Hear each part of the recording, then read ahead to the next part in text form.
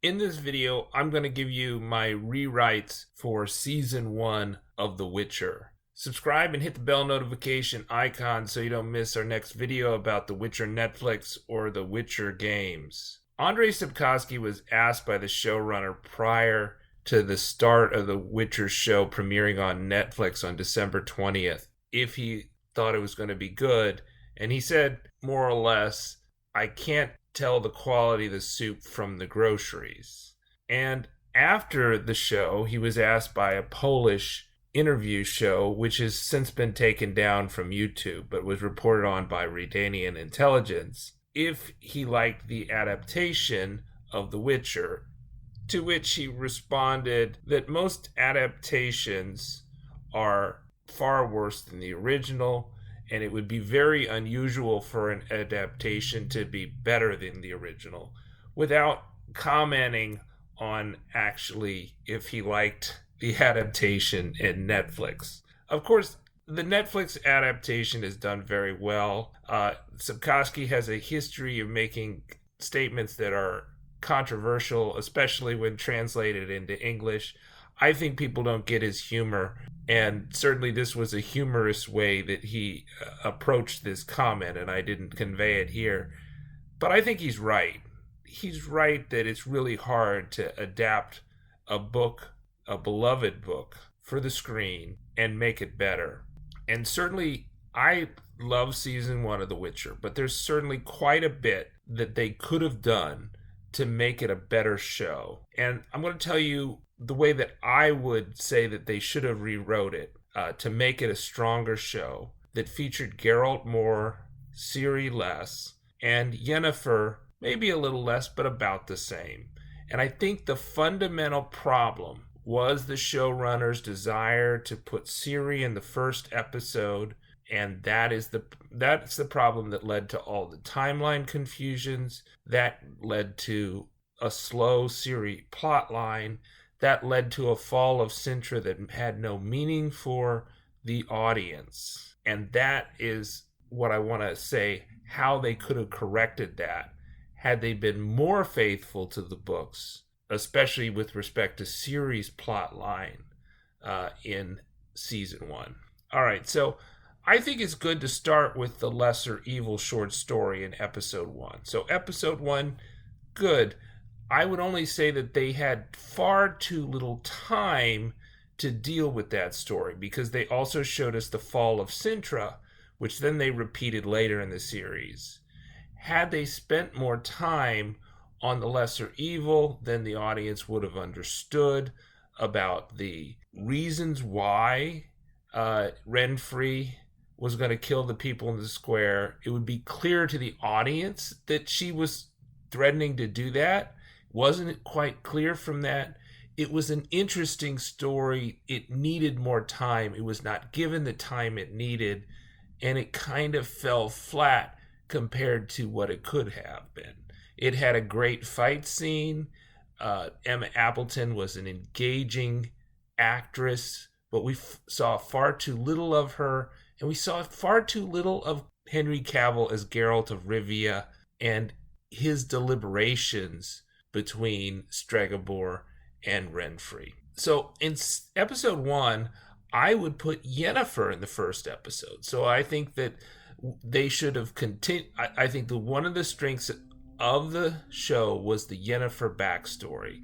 It resonated. There may have been flaws in it. There may have been problems with it, but it worked. And so I would say keep it, but put the pigs, Yennefer and the pigs, and Tissaia, put that in the first episode. You don't have to get into everything in Aretuza, but maybe Yenn is taken to Aretuza and sold for 4 marks in the first episode. That won't take much time. You've introduced 2 out of your 3 main characters already. You're going to have the time jump, but it's okay. And then the second episode I'd make would be The Witcher. I think it was a mistake to have the Edge of the World with Jaskier be the second episode. The Edge of the World was very poorly done in the show. It was very weak. My general fear, as someone who loves The Witcher, wants it to succeed, was that people would not make it to the third episode. And if they didn't make it to the third episode, there's a good chance they're not going to finish the series. And so, it would be interesting if Netflix showed those stats. So they said that in the first 4 weeks that The Witcher was their most popular show with 76 million 2-minute views. But the question is, did they get to the third episode? Did they finish the series? I'd be interested to find out the completion rates, and maybe we'll get that as they have more time to run, because obviously a long show, an 8-episode show, completion rates are harder to come by in a short time window. But my fear is you get to episode 2 and you're still not really invested in the show. So I would put The Witcher in episode 2. My other rewrite would probably not to have the actress playing Triss. I liked the idea of having Triss there. I just didn't think that she captured the scenes and did what she should have done with the dialogue. So, but anyways, the Witcher story should have been longer. It also should have had a different Foltest. Foltest was totally inappropriate. I think that the authors were afraid of having Foltest being compared to Jaime Lannister in Game of Thrones. But clearly, the Foltest character in The Witcher was written before the first book of Game of Thrones was ever written. So Foltest predates Jaime Lannister. There's no copying on Sapkowski's part, no copying on the Witcher showrunner's part. If they made Foltest a more dashing and compelling character, they made him into a kind of dirty old man, and he wasn't. He's much more than that, and that's part of the kind of these gray characters, that Foltest has some really good characteristics, and you didn't see very many of them in the person that they cast as Foltest. And that's the casting that was not the fault of the actor. And then in episode 2, we do The Witcher and the Striga, and I'd continue on with the storyline of Aretuza. I wouldn't complete it, but I would give most of the screen time to the Witcher story and a little bit to Aretuza and the magical school. And then in episode 3, we can have the banquet of Cintra and Yenn's transformation. And so we are giving more time to Geralt and our star actor Henry Cavill, and a little bit less time to Anna Shalatra, who's doing a great job as Yennefer. But we're still moving the story along, and we don't have to. And the other thing I would say is we don't need to drop these hints. So all the hints that they dropped about, like having Foltest when Yenn has her coming out party and she gets assigned to the court of Vilferol. Number one, they didn't need to assign her to the court of Vilferol. They could have given her to the court of another Aedirnian king.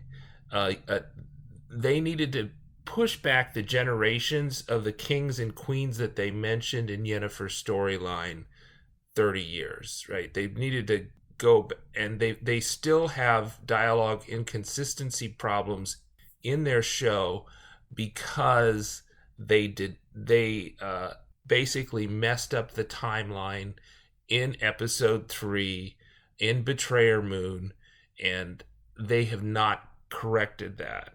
And they have inconsistent dialogue because of the kings and queens that they mentioned in that show. And they didn't need to mention all those kings and queens. They could have mentioned different kings and queens that went back a generation, and it didn't really help people along that much either, too much. Of course, if they didn't want to confuse people at all, then they could have just put a timestamp, a date stamp on the scenes, and that would immediately tell the watcher of the show, these are different timelines. So in episode 4, I put Edge of the World. One of the big mistakes was to put Edge of the World as the second episode. There's no reason why they needed to do that. You don't want to introduce Dandelion too early into the plot because he ages in a way that Yennefer and Geralt do not, and he creates all kinds of timeline problems for you. One of the criticisms at the end of this season is that they didn't age up Dandelion or Jaskier. The other thing I would do is I would not change the name of Dandelion to Jaskier, because everybody who read the books and everybody who played the games in English calls him Dandelion. And so it was just an unnecessary source of confusion to switch the name. And I don't think it saves them anything for the new viewers, this weird Polish name of Jaskier. The Polish translation, go ahead, call him Jaskier. But for the English, which is what the show was recorded in, Dandelion would have worked better. But anyways, we put Dandelion not until episode 4. We do the Edge of the World. We do it in more detail. We actually tell the story somewhat the way it was told in the books, in that Geralt was saved from the elves. The elves did not spare him. So it was the goddess of the harvest that saved him, not the elves. And I think it was just trying to make the elves seem too sympathetic, and that's kind of part of the problem. They made the Nilfgaardians seem too evil, and they wanted to have the oppressed minorities seem too sympathetic. And then I'd continue with the Ronin Mage thing on Yennefer's storyline, and then we get to understand why Yennefer, left. Now, was the baby monologue over the top? Yes. Maybe they could have wrote that better. Sure. But it worked. I think the whole thing for Yennefer, it worked as an aggregate, but maybe you could pick it apart in if you dissect her dialogue. But she made it work, and it was an interesting storyline in the way that the Ciri storyline that ran through the series was uninteresting. And then I would do The Last Wish in episode 5. So we got Dandelion and Yennefer and Geralt getting together there. And then I would, I might even do something to update us on Cintra there if we want a second storyline, if we wanted a few minutes, and show that Pavetta is lost at sea, right? That would be interesting. But maybe you have another actress playing Ciri, a young Ciri that is left ashore, right? And you don't even have to show what happened, just that she, have a scene that she died and Dooney died. And then in episode 6, I would do sort of Destiny the way it was actually done, where Ciri runs away and she is found in the Brokilon forest. Geralt is sent there on another mission. They get together. They have some screen time together, right? So it's not like we've gotten through all of season 1. We're at episode 6 and we meet Ciri. We met her mother in episode 3, and we got to see her. If we put a little scene in there about the death of Pavetta, we got to see the very young Ciri. And the Brokilon Ciri I would have as a different actress. I would have a different young actress than Freya Allan, right? So she would be younger, right? Some time passes before the fall of Cintra. And then we do the Golden Dragon episode, and maybe we start the fall of Cintra, part of the fall of Cintra, and we meet Freya Allan, right, as Ciri. And then in episode 8, we go to, we finish the fall of Cintra. We have Ciri on the run for sure. and we do the Sodden Hill, and then we have Geralt and Ciri meeting to each other.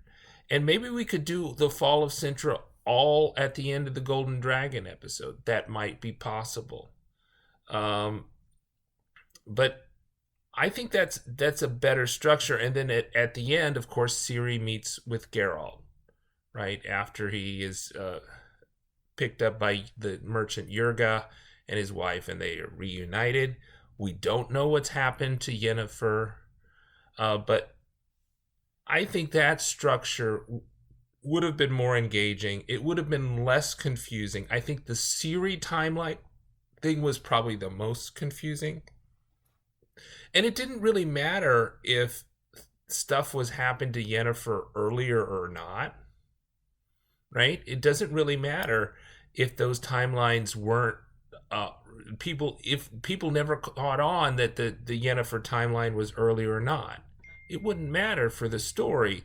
It did matter that people caught on that Ciri's timeline was later. But, you can have those two timelines and they converge basically by episode 5, right? And I think that's perfect. And you could even argue that the Ronin Mage stuff happened the same as episode 4. And they wouldn't have had any problems. And I think that would have went to the strengths of the show, and then it would have been a much better show. Let me know what you think in the comments. My name's Linus Wilson. You can watch my video about rating the series, and I rate on all the aspects of the actors and everything. We could really use some more subscribers. We don't make any money from these videos. YouTube won't give us any ad revenue unless we hit 1,000 subscribers. So if you subscribe, that really helps us out. And I guarantee you probably won't see another one of our videos because most of our views are coming from non-subscribers. Thanks a lot. Good luck on the path. Bye-bye.